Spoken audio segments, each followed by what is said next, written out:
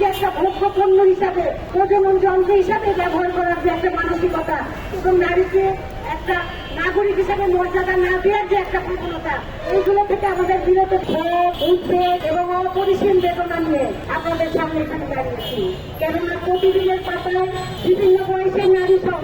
আমাদের ভবিষ্যৎ সম্পদ, আমাদের যে কন্যা সন্তানদের যে নির্মম নৃশংস পরিণতি আমরা দেখতে পাচ্ছি, তার জন্য আমরা অত্যন্ত ক্ষুব্ধ,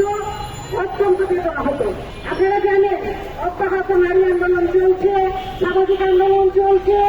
অনেক আইন প্রণীত হয়েছে, আইন কঠোর থেকে কঠোরতর করা হয়েছে, সরকার আসছে, সরকার যাচ্ছে, কিন্তু আমরা এখন পর্যন্ত এমন কোন রাষ্ট্রীয় মেকানিজম তৈরি করতে পারিনি যে মেকানিজমের মাধ্যমে নারীর প্রতি যে অব্যাহত সহিংসতা, যে ক্রমবর্ধমান সহিংসতা, যেটা আমরা প্রতিরোধ করতে পারবো, যেটা আমরা বিচারের আওতায় নিয়ে আসতে পারবো, সেরকম কোন রাষ্ট্রীয় মেকানিজম আমরা কিন্তু এখনো তৈরি করতে পারিনি। কারণ হচ্ছে যে আমরা নারীর প্রতি আমাদের যে সামাজিক রাজনৈতিক যে সংস্কৃতি,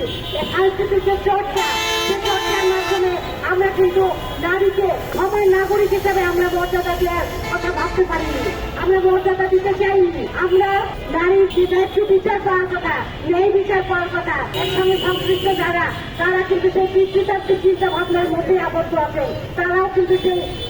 নারীকে সুবিচারে কার্যকর করতে পারছেন না। আজকে এখানে দাঁড়িয়েছি আমাদের যে সন্তান, সেই সন্তানদের অপরাধের বিচার চাই, যে সন্তানদের আমরা মানবিক মূল্যবোধ সম্পন্ন একটা নাগরিক হিসেবে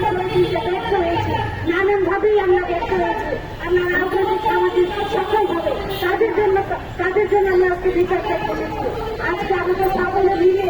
একটি মানবিক মূল্যবোধ সম্পন্ন সমাজ এবং রাষ্ট্র আমাদের গড়ে তুলতে হবে, পরিবার গড়ে তুলতে হবে, যেখানে আমাদের সন্তানেরা আর এই ধরনের নির্দিষ্ট কর্মকাণ্ড করবে না এবং সেখান থেকে তারা বিরত থাকবে। এবং পাশাপাশি আমরা এই দাবি করব যে